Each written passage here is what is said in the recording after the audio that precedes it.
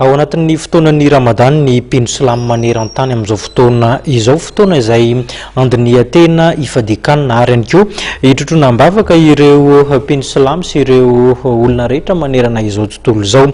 Manamarika izany fotoan-dehibe izany ihany koa ny mpino silamo eto Madagasikara.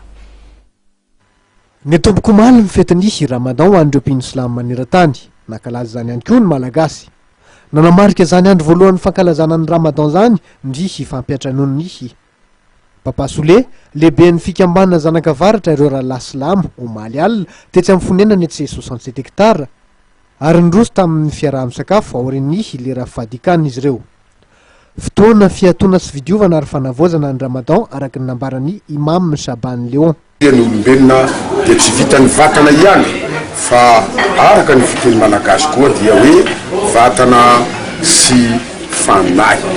Ka io fanahy io dia ny azakazaka tamin'izao tontolo izao nandritra ny 12 volana ka mba fanjava raiky atokanatsika ho amin'ny Allah subhanahu wa ta'ala ampazatra izy hoe raha ny sakafo sy ny rano ary ny filana aranofo izay halaly amin'ny vady vita fomba dia azo atao mandritra ny atoandro dia indray mitoraka atry mandritra ny fanjava araiky zay dia mifady haniny isika mifady ny filana aranofo amin'ny vady vita fomba madio.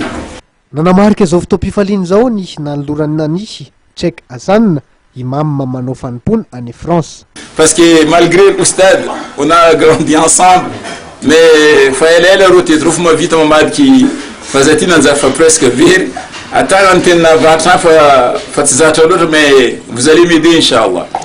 Parce que là, est-ce que c'est mille zigni pendant les 1 mois on a roné antenne vazam nakano. Vla antenne gas, attends n'ajoute s'il le faut, ça me dérange pas. Artra le volana ny fankalazana ny fetin'ny Ramadan ho an'ireo mpino silamo maneran-tany. Metraka lo mandrapitafa kosa ny tenako ary mame fotoana ho anao amin'ny manaraka indray velomatoa.